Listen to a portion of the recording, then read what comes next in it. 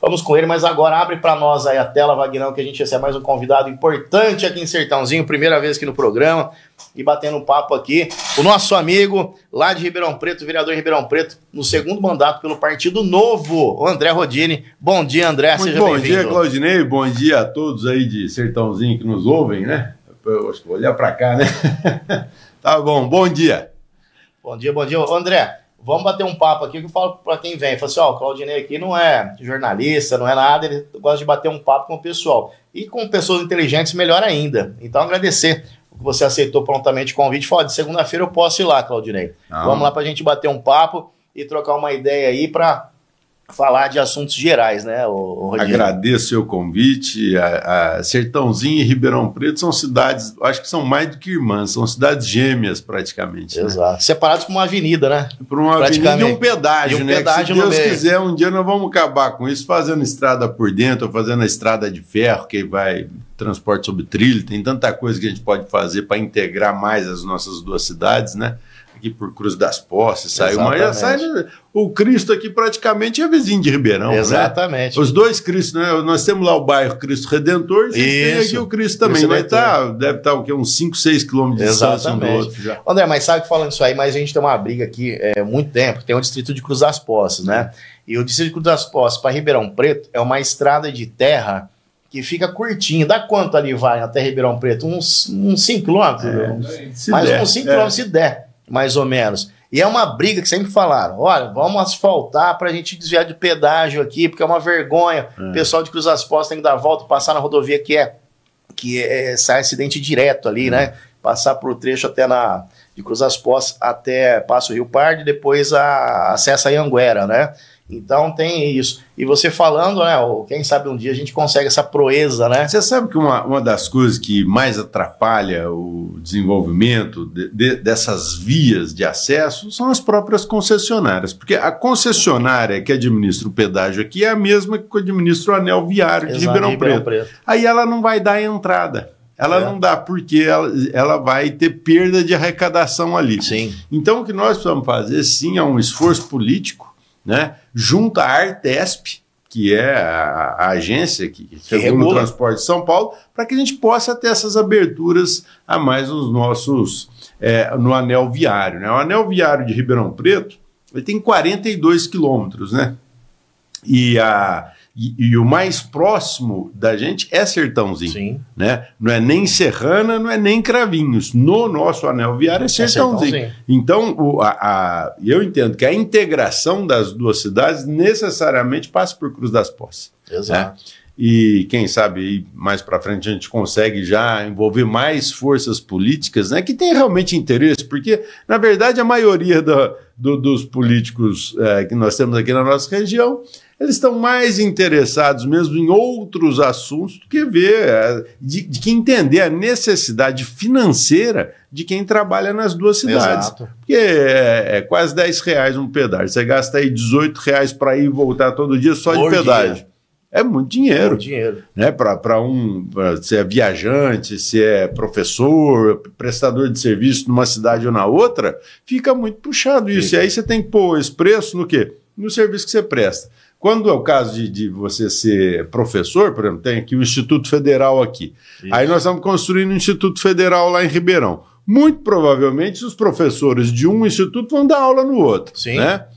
Isso acontece. E aí ele consegue repassar isso para o preço da aula? Não, porque ele é funcionário. Né? E aqui, o André, tem no Instituto Federal, na ETEC, FATEC, muitos professores de Ribeirão Preto. Eu estou fazendo um curso no Instituto Federal aqui em Sertãozinho, e professores de Ribeirão Preto, alunos de Ribeirão Preto, que se locomovem todo dia. Eu tenho um amigo meu que é professor aqui, o Fernando Fortuna, e é essa mesma dificuldade. É o custo de vir trabalhar, né? Então, o que a gente quer? A gente quer que as cidades e os acessos sejam bons para todo mundo. Exato. Não adianta ser só bom para concessionária, né? E Ribeirão Preto e Sertãozinho estão hoje a chamada região metropolitana, né? Foi criada a região metropolitana, mas efeito prático para isso, André, até perguntando você como vereador, o efeito prático de ter girado uma região metropolitana, Sertãozinho, Ribeirão e outras cidades aqui próximas, O efeito disso, prático, que você vê como vereador, teve algum efeito prático? Praticamente nenhum, viu, Claudinei? No começo, quando se pensava em região metropolitana, era para acabar com o DDD. Isso é tão antigo quanto o telefone de linha, né? Ninguém mais usa telefone de linha. Então, DDD, hoje todo mundo se fala por WhatsApp, não tem custo, né? Assim, já está dentro do pacote que você paga, tudo. E essa seria a maior vantagem. Mas o que me chama a atenção para se fazer uma região metropolitana, e vamos entender que Ribeirão seja mesmo a maior cidade aqui, a cidade sede de vários serviços estaduais, por exemplo, o HC. O HC está em Ribeirão Preto, né? E toda a região, e todo o estado, e todo o país utiliza o serviço do HC. Então as pessoas vêm para Ribeirão, no HC, né?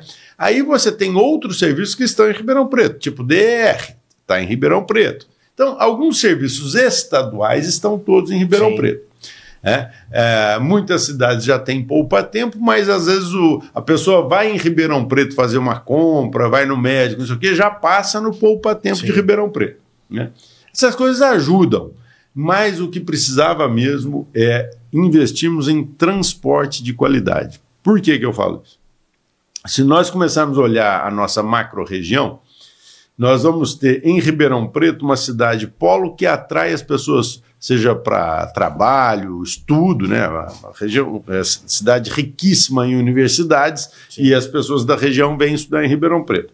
Então, o que a gente precisa é de escoamento de transporte rápido e de qualidade. Exato. Né? Eu até esses dias lembrei que Ribeirão Preto fez agora 169 anos, né? E o último trem que saiu com gente para São Paulo foi em 1972. Meu Deus. Em 72, cessou o serviço de transporte de pessoas sob trilho. Sob trilho. Então, quando eu falo que o jeito da gente sair dessa rodovia pedagiada, essa coisa que é tudo por rodovia, seria o uso do transporte sob trilho. Sim. E talvez essa estrada de Cruz das Poças aqui seja o melhor caminho para a gente fazer uma interligação com os trilhos de Ribeirão Preto, porque nós temos os trilhos aqui em Sertãozinho, lá temos os trilhos, e esses trilhos estão só com carga, só com transporte de grãos, de açúcar, né, que ainda é muito forte e tal, e de combustíveis. Então, se a gente puder colocar gente nesses trilhos, a gente já facilita tudo. Mas o que nós precisamos? Vontade política. Abrir licitações, até internacionais, de parcerias público-privadas, né? Porque, nós temos alguns governadores do Brasil agora, inclusive o Zema, do nosso Partido Novo lá de Minas Gerais, estiveram agora na China e no Japão. Eles estão fazendo um conhecimento de empresas e tecnologias e tudo mais. E o que o Zema foi lá, foi terminar de fazer a compra do metrô de Belo Horizonte, porque os trens que vão usar lá em Belo Horizonte são chineses, tudo, e hoje a China tem serviços maravilhosos, assim, de qualidade, né? Antes a China era só preço. Hoje a China tem muita qualidade e tecnologia. E usa-se muito trem, tanto que a malha ferroviária lá cobre o país inteiro, e a nossa não cobre 10% do país. Então, o que nós precisamos? Trilhos interurbanos. Se nós conseguíssemos colocar Sertãozinho, Ribeirão, Cravinhos, Ribeirão, Serrana, Ribeirão, Jardinópolis, Ribeirão, tudo por trem, você desafoga esse anel viário, porque você pensa uma pessoa que vem de Uberaba e está indo para São Paulo, tem que passar por Ribeirão Preto. Nossa, na parte da manhã ou final da tarde. Ela não passa mais de 50 por hora. Ou seja, é um estrangulamento desnecessário, porque as pessoas que moram mesmo em Ribeirão Preto têm que ir do bairro para o centro e usa a rodovia. Então, essa avenidona, ela tem que ser desafogada. Exato. Com outras formas de modais de transporte, né? Então, essa seria uma coisa muito boa para a gente, que precisa ser pensado e precisa ser colocado em prática. Exatamente. André, vamos falar um pouquinho de você e do Partido Novo. Você é o vereador em Ribeirão Preto do segundo mandato, né? Sempre pelo Partido Novo. Você já foi filiado a algum outro partido? Você como começou a sua trajetória na política? Foi direto com o Partido Novo? Como que foi? Não, eu sempre fui ambientalista. Eu gosto muito, todos os anos eu planto uma razoável quantidade de árvores, né? Esse ano, né, nessa última estação de chuvas aí, eu plantei já 3.200 árvores em Ribeirão Preto. Eu planto árvore todos os anos. Lógico, essa foi o maior plantio, mas agora vem vir a próxima temporada e eu devo plantar mais de 500 a 1.000 mudas. Mas então, eu sempre fui ambientalista. Eu gosto de reaproveitar resíduos sólidos, seja construção civil, entulho, sim, seja de lixo doméstico, né, garrafas, equipamentos. Eu gosto de consertar a coisa, eu não gosto de jogar fora e comprar um novo, né? Acho que a gente é criado numa época de mais dificuldade. Hoje é tudo muito fácil. Mas a idade vai ajudando a gente a entender que não tem planeta B, né? E não tem jogar lá fora. Você não joga nada fora, você joga tudo dentro, né? Porque nós estamos no mesmo planeta. No mesmo lugar. Então a gente tem que cuidar. Então eu sempre fui ambientalista e aí quando eu vi o Partido Verde lá para trás, eu falei, nossa, olha aí, um partido que deve atender as minhas necessidades. E pulei para dentro e fiz grandes amigos no Partido Verde, inclusive aqui em Sertãozinho. O Partido Verde teve uma época aqui em Sertãozinho ainda, foi muito forte. Sim, né? Carlos Alexandre, inclusive. Carlos Alexandre, meu amigo. É secretário de Meio Ambiente hoje de novo, que era o Partido Verde. Partido Verde, o Renatinho, a Maria Vira-Lata, todo esse povo. A gente teve junto muito tempo no Partido Verde. Bom, e aí eu vi que o Partido Verde, assim, ele é bonito no programa, mas é difícil de implementar. Porque os líderes do Partido Novo, desculpa, do Partido Verde, em São Paulo e tudo, eles têm outros interesses que não são aqueles que tocam o meu coração. Eu vi por bem sair. Na época a gente tinha uma campanha, a gente ia fazer uma campanha para o Álvaro Dias. O Álvaro Dias ia ser nosso candidato a presidente pelo Partido Verde. Eu estava animadíssimo, né? E aí houve um acerto lá em São Paulo e o Partido Verde foi apoiar o Geraldo Alckmin para presidente. Aí eu falei, não, já deu para mim. Fui com o Álvaro Dias para o Podemos. E fiquei um curto período de tempo no Podemos, disputei uma eleição pelo Podemos para deputado federal. Tive meus votos aqui em Sertãozinho, agradeço a todos. E aí falei, não, chega, agora eu vou sair da política, porque eu já tinha disputado 4 eleições e não ganhava, né? Não, vou sair, vou ajudar as pessoas que querem entrar na política da melhor forma. Aí conheci o Partido Novo, me identifiquei muito com as propostas, com aquilo que as pessoas que estavam dentro do Partido Novo diziam, que é a mesma coisa que eu sempre senti, que é fazer o que tem que ser feito e falar o que tem que ser falado, né? Encontrei liberdade para fazer isso no Partido Novo. E aí consegui a minha primeira eleição. Em 2020 comecei a ser vereador em Ribeirão Preto e agora fui para a reeleição e tive um substancial aumento de votação, né? Um trabalho bem reconhecido. E eu continuo no Partido Novo, daqui eu não saio, daqui ninguém me tira, assim, porque a gente encontrou realmente muita afinidade de pensamento. É um partido de direita, sim, onde eu me coloco. É um partido que tem uma consciência de conservadorismo também, conservador? Não, nós somos conservadores de costumes e liberais econômicos, né? Então nós conseguimos fazer essa mistura de apoio, né? Tanto que as pessoas que trabalham no Partido Novo, com o Partido Novo, querem um Estado menor, né? Mais funcional, atendendo as pessoas naquilo que precisa ser atendido. E tanto que você vê, ó, não sei se você acompanhou aí, nós temos um vereador lá em Curitiba, o Guilherme Kilter, e ele entrou com uma ação contra a primeira-dama do Brasil, a Janja, para ela devolver o dinheiro das viagens que ela fez sem prestar contas para a sociedade. Essa gastação de dinheiro ganhou e, óbvio, ela vai recorrer, nós vamos ganhar de novo e vamos até o fim.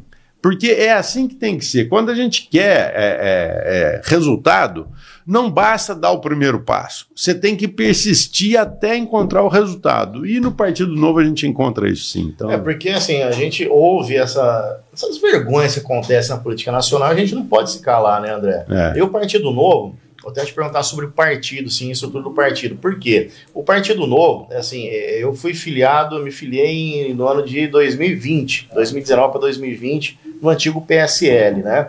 Mas eu tinha um interesse, porque eu nunca fui filiado ao partido, não havia sido até então filiado a qualquer partido político.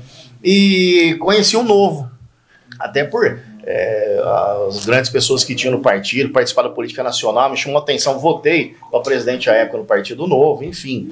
Mas a gente tinha uma dificuldade muito grande, algumas pessoas Sertãozinho, para trazer esse partido para Sertãozinho, porque ele tinha umas diretrizes um pouco diferentes dos outros partidos. Essa estrutura hoje, eu gostaria que você explicasse como funciona o Partido Novo hoje, a parte estrutural, e se teve alguma modificação, por exemplo, para que o partido possa ser fundado, trazer um diretório, por exemplo, nem que seja provisório para cidades menores, por exemplo. O que acontece? O Partido Novo, ele nasceu com a ideia de ser um partido tipo empresa. Então, o que é? Os filiados contribuem, eu contribuo ainda com R$40 por mês, né? Comecei contribuindo com 30, porque a gente acredita que a gente tem que também contribuir. É como a gente vai num cinema, a gente paga, a gente vai numa igreja, a gente recolhe um dízimo, a gente tem um hobby qualquer que a gente investe. Na política, a gente acreditava que só a contribuição do filiado fosse manter o partido.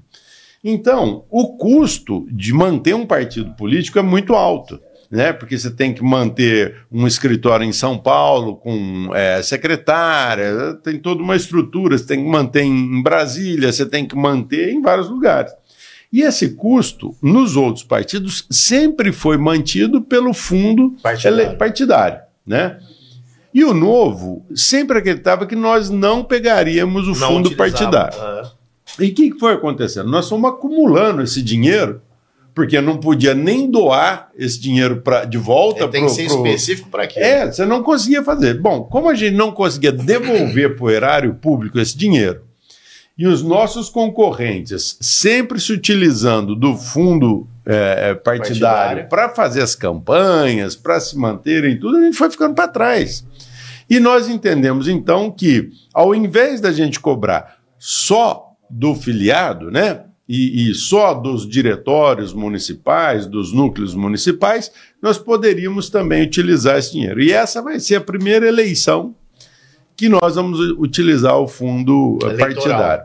O eleitoral nós usamos na última campanha. Esse é o partidário. Mas eu vou te dar uma ideia, porque às vezes as pessoas falam, mas quanto que é de dinheiro, né?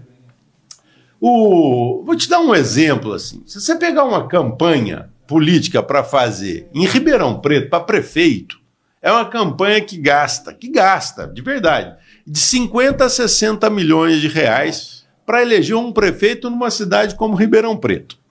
Se você pegar todo o dinheiro que o Partido Novo tem, é 106 milhões para o Brasil inteiro. Então, assim, realmente não é um absurdo de dinheiro, mas isso vai facilitar para que as pessoas não precisem, por exemplo, o que era a maior dificuldade? Cidade pequena, a gente sabe como é que é. As pessoas, elas não querem contribuir para um partido político. Falar, imagina, vocês que têm que dar para a gente, o que o partido vai dar para a gente e tal. Então, como nós começamos a facilitar essa questão, porque assim, antigamente assim, para o partido ir, não é pegar o partido, ninguém pega o partido é construído com suas lideranças locais, né? Então nós temos, por exemplo, uma cidade pequena e que queira construir primeiro, quem é o grupo? É um grupo de direita, já disputou, não disputou, tem gente que é da iniciativa privada, não é? E a gente começa a fazer uma triagem para escolher as melhores pessoas. Porque se você olhar hoje o Partido Novo nacional, estadual e municipal, você não acha um ruim. Você não acha um que foi condenado, um que tem passagem, um que nada. Sabe por quê? Porque nós fazemos processo seletivo. É o único partido que faz processo seletivo para candidatos. Então o cara, quando quer ser candidato pelo Partido Novo, ele tem que passar por provas. Ele tem que passar por prova de conhecimento, ele tem que passar por prova criminal, né? A capivara dele não pode constar condenação, uma série de coisas. Então nós só temos gente de primeira linha. E essas pessoas de primeira linha, elas estão em todas as cidades, em todos os municípios. E como a questão financeira era um impeditivo, agora que nós começamos a reencontrar essas pessoas, a questão financeira não é mais um impeditivo, porque hoje, para fazer parte do Partido Novo, você não precisa nem ser contribuinte. Eu sou, porque eu acredito, eu continuarei sendo, eu dou a minha parte, meus R$40 que não me matam em nada absolutamente, mas eu faço essa parte.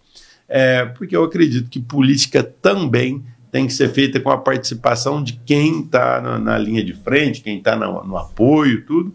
Então, essa era uma questão. Hoje, por exemplo, aqui nós já temos um núcleo em Sertãozinho, nós estamos começando a conversar com as lideranças, tudo, né? Para fazer um núcleo mais forte para que a gente possa, na próxima eleição para prefeito, vereadores... ter candidatos firmes aqui, né? André, e a última eleição agora que você foi reeleito pelo Partido Novo, o Partido Novo que é o 30, o número, né? O número 30 do Partido Novo. Foi, não sei, talvez na história de Ribeirão Preto eleitoral, uma das mais acirradas, né? Para prefeito. Vocês tiveram um candidato, o Marco Aurélio, né? E Sim. O Ricardo. Teve por exemplo, o ex-prefeito Nogueirinha, ele não conseguiu fazer o sucessor, ele não transferiu o voto, né? Vamos dizer assim, foi muito baixo até a votação. Mas teve uma disputa ali com um candidato do Partido Novo, praticamente assim, sem dinheiro, vamos colocar, para fazer uma campanha, perto de uma campanha milionária do outro candidato. Sim. E a diferença foi muito baixa, né? Olha, são vários fatores que fizeram que esse resultado fosse tão apertado assim. Nós tínhamos o candidato do prefeito com altíssima rejeição. Não o candidato, mas o prefeito em si, né? Nós tínhamos o candidato do PT e o Ribeirão Pretano não vota mais no PT. Sim. Nós tínhamos o candidato que ganhou a eleição, que tinha uma rejeição altíssima. Tanto que, do primeiro turno para o segundo turno, ele aumentou, acho que 1.500 votos só. Torrando um caminhão de dinheiro. E nós tínhamos o candidato do Partido Novo, que realmente era o antissistema. Né? E como é o Partido Novo? Nós somos antissistema, nós somos os antagonistas dessa política velha. O Partido Novo vem como vamos chamar uma nova via, uma terceira via de opção para a política? Não. Tem polarização? Não, o Partido Novo vem como a primeira via. A primeira via. Porque o que acontece hoje é o seguinte, é o único partido de direita, é o único partido que de verdade respeita não só os filiados, mas respeita também o eleitor, porque nós entregamos resultados, nós somos coerentes com as nossas propostas, o que nós falamos hoje nós vamos repetir amanhã e depois da manhã, a menos que alguma coisa muito fora da curva aconteça e nós admitimos o erro, também voltamos, mas nunca com má intenção. Sempre para promover a melhor política para atender quem mais precisa. Você estava falando agora do Junho Violeta. O que nós temos? Eu trabalho muito com terceira idade em Ribeirão Preto. O meu objetivo é trabalhar para a terceira idade. Sempre foi. Por quê? A terceira idade é um grupo de pessoas que às vezes nem votam mais. E são pessoas esquecidas e invisíveis para a sociedade. Qual família não tem uma pessoa idosa que fica a maior parte do tempo dentro de casa sentada num sofá vendo uma televisão ou fazendo um crochê, um negócio, mas fica sozinha? Sim. São muitas as famílias nesse sentido. Aí, quando a família precisa de um acolhimento para uma instituição de longa permanência, né, não encontra. Hoje, Ribeirão Preto só tem 200 vagas para idosos acolhidos nos antigos asilos, que a gente chama, né? Percentualmente, Sertãozinho acolhe muito mais do que Ribeirão Preto. Então, o que eu faço? Eu trabalho com resultados. Então, eu vou lá e identifico qual que é a dor.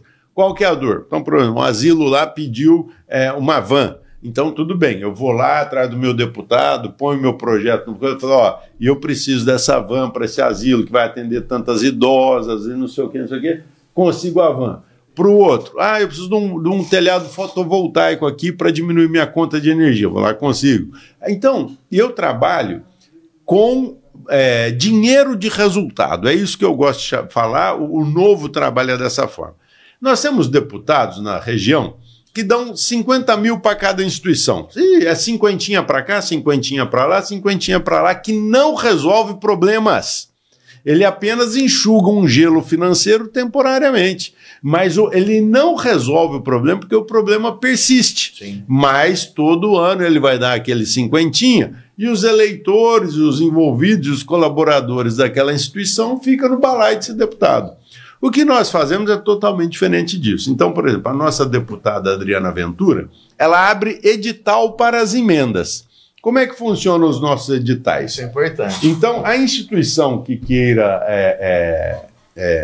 entrar num edital, participar, ela submete o projeto, e o projeto ele tem que atender a maior quantidade de pessoas com o maior benefício possível.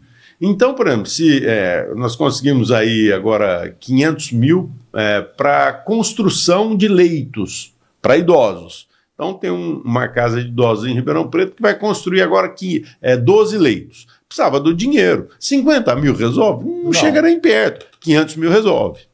Então, 500 mil você consegue fazer os leitos, os quartos adaptados, tudo. Então, assim, quando a gente trabalha com resultado, a gente atinge o resultado. Quando a gente trabalha com conversa fiada, você fica sendo o que esses outros partidos são.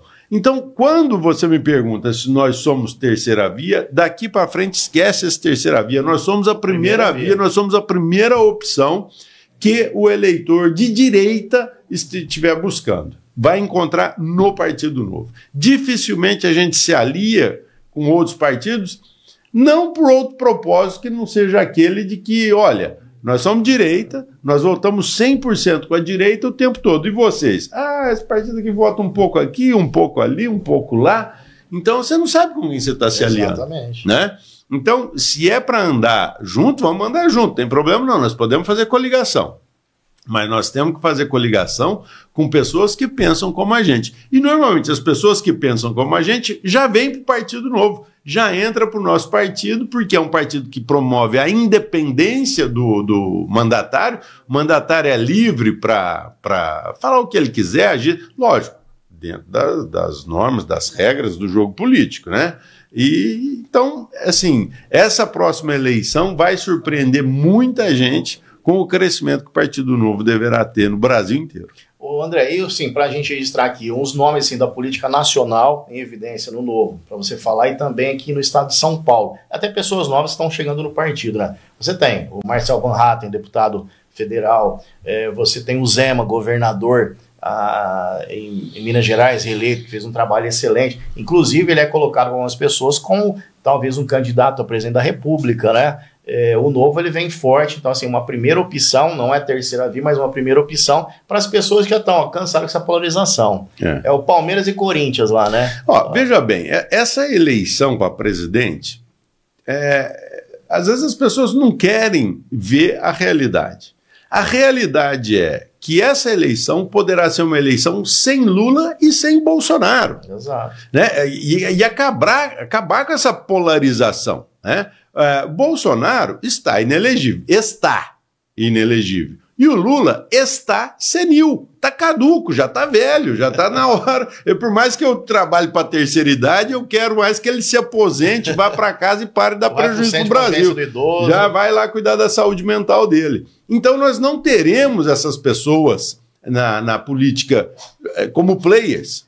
E nós temos um gestor muito importante no estado de Minas Gerais que está arrumando tudo que foi deixado quebrado pelo PT, do governador Pimentel lá. Então, aquele cara lá deixou o estado quebrado, o Zema pulou para dentro e começou a acertar as contas e gerar emprego e gerar facilidade, desburocratizando, e Minas não para de crescer. Então, a gestão é muito simples. Ele sempre fala, é gastar menos do que arrecada. E isso serve nas nossas casas, serve em todos os lugares, né? Agora, esse governo perdulário aí do PT só quer gastar. E gasta como se não houvesse amanhã e como se tivesse a máquina de imprimir dinheiro. Isso não existe mais, porque quando você começa a distribuir programas sociais, você sabe o que está acontecendo? As pessoas estão deixando de trabalhar para ir para casa receber um programa social. Você não encontra gente para apanhar uma laranja. Você não encontra gente para trabalhar como garçom, como pedreiro, como operário, como... As pessoas não querem mais trabalhar. Então, o que vai acontecer? Essa carga de benefício social vai ficar tão alta, mas tão alta, que o pessoal que trabalha para pagar isso aqui não vai conseguir pagar.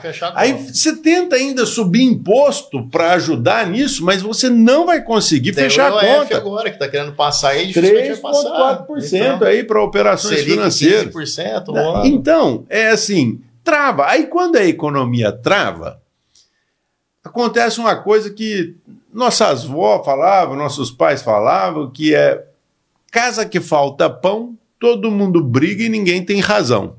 E vai faltar o dinheiro mesmo, porque dinheiro não faz mágica.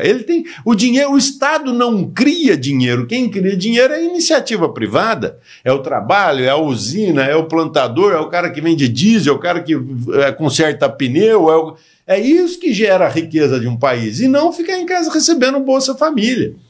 Que, no meu ponto de vista, tem que ser totalmente revisto. Isso é uma enganação com a população brasileira. O pobre está cada vez mais pobre, não conseguindo pagar. Não sei se você está acompanhando aí a questão, como que está acabando com a questão do empreendedor. Recentemente, o governo liberou o consignado para seletista, né? Sim. Então, o seletista pode ir lá e pegar um consignado lá na época, começou com 2%, já está em 15% ao mês. Então... Isso está pior que cartão de crédito. Sabe o que está acontecendo? A pessoa trabalha no consignado aí, né? Numa empresa e o salário dela está consignado. O que ela está recebendo não dá mais para pagar as contas dela, porque está vinculado a esse emprego. É uma bola de neve.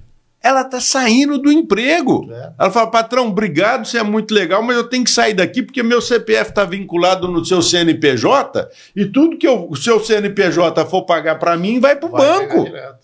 Então, esse governo se transformou num governo transferidor de receita de imposto para banco e narcotráfico. E eu repito, para banco e narcotráfico. Nós trabalhamos muito com o serviço social aqui em Ribeirão Preto, e uma das coisas que a gente percebe, tanto em casa de passagem, quanto em casa de tratamento para drogadição, essas coisas todas, a pessoa que tem um benefício, a primeira coisa que ela faz quando recebe o benefício é se entupir de droga. E depois volta para a casa de tratamento. Sim. Ou seja, o Estado dá arroz, feijão, cama, banho para o cara, e o dinheiro dele, que era o dinheiro que ele deveria se manter, ele entrega para o tráfico. Alimenta o tráfico. Então, está tudo errado. O Brasil está se tornando um país de facções criminosas. Isso não é segredo para ninguém. Se você for para o norte, para a Amazônia, você tem Família do Norte, Comando Vermelho, uma série de gangues que trabalham lá. Aqui no estado de São Paulo é o PCC que domina, pelo menos é um grupo só, não tem conflito. Sim. Se você vai no Rio de Janeiro, o conflito entre as gangues, as facções criminosas, geram morte de inocentes, porque tem morte e tal. Então, isso só é permitido porque a nossa justiça ela está criminosa. Na verdade, nós temos juízes liberando traficantes, criminosos e prendendo gente inocente que tem uma Bíblia no sobaco ou uma mulher que vai escrever lá um batom numa estátua. Esses são os criminosos e os verdadeiros criminosos estão soltos. E outra, a nossa justiça ela não é mais cega, né? Eu acho que ela tem vários olhos para o bolso do contribuinte e agora faz devolver o dinheiro para os criminosos que confessaram seus crimes na Lava Jato. Eu sempre falo de um caso, porque aqui mais próximo a gente aqui, a esposa do ex-ministro Palocci recebeu agora de volta 17 milhões de reais. Não, mas por quê? Não, porque ela não era casada em separação. Tá bom, mas de onde que saiu esses 17 milhões? A origem, né? Qual a origem desse dinheiro? Então, todo o dinheiro que foi rastreado na Lava Jato, que as pessoas confirmaram que tinham subtraído, que devolveram para o Estado, agora estão recebendo o dinheiro de volta. E confessaram que aquele dinheiro foi obtido de forma ilícita. Então, é o rabo abanando o cachorro. Então, por que eu falo para você que o Novo é a primeira opção para a próxima eleição?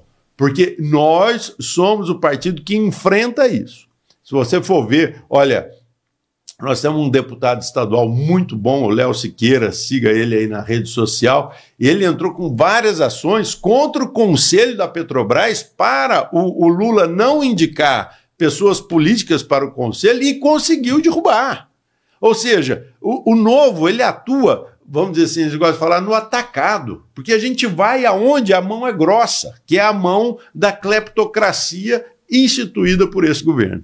Maravilha. Deixa eu ler aqui para a gente estar chegando no finalzinho, o André Rodini. Enquanto você toma uma aguinha aí, o Porque água é vida, água é saúde. O Lucas Fabrício está com a gente aqui, mandando bom dia a todos lá do Lucas Bar. Um abraço para todo mundo lá do Lucas Bar.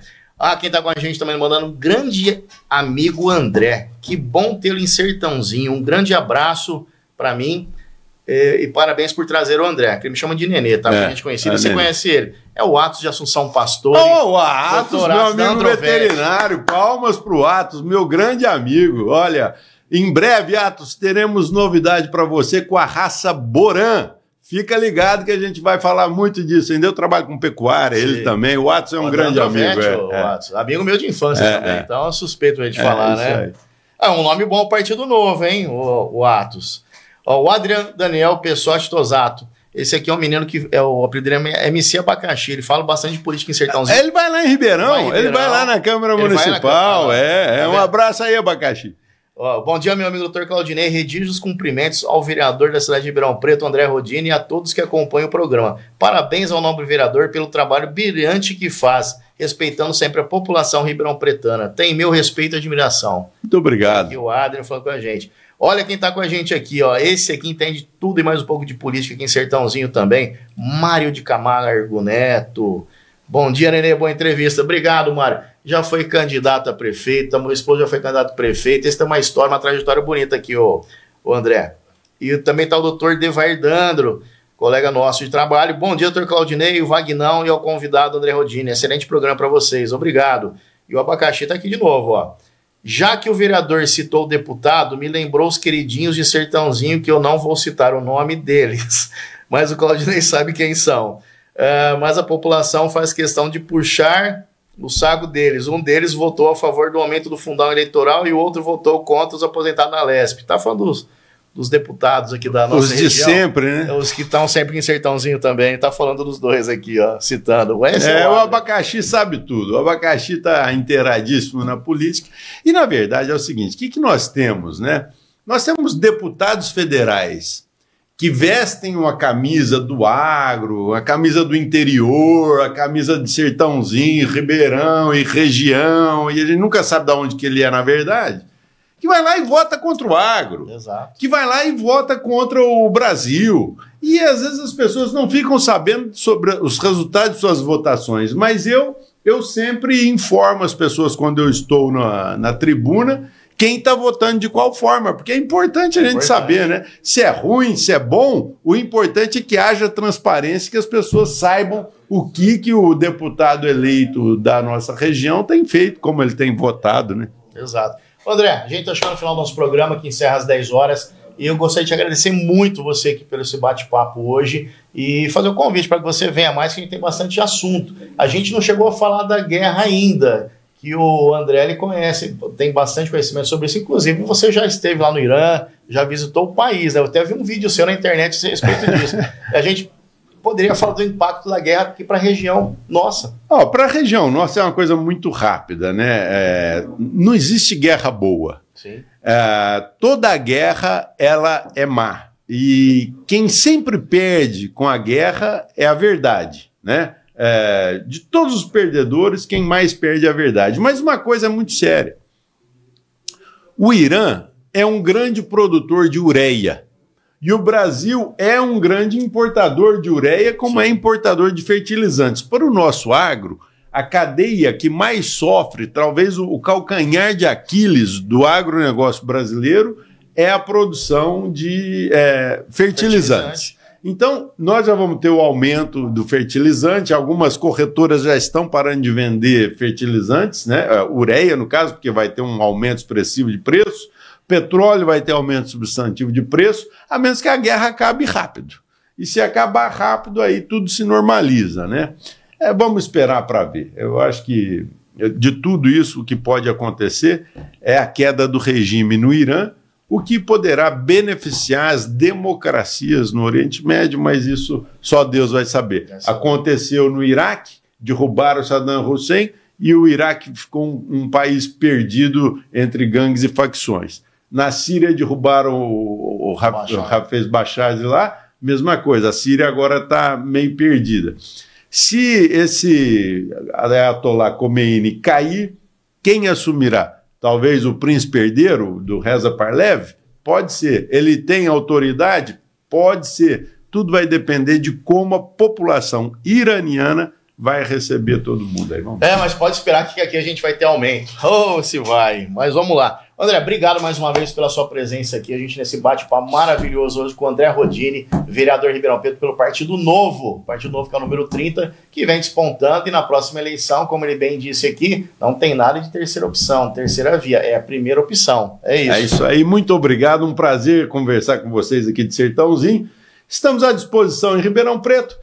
Quiser acompanhar minha rede social, @André Rodini em todas elas. André Rodini em todas elas. Valeu, obrigado. Maravilha. E para você, um grande abraço, uma grande segunda-feira, uma ótima e abençoada semana para todos vocês. E amanhã a gente está de volta aqui a partir das 8h30. Tchau, fica com Deus e um grande abraço.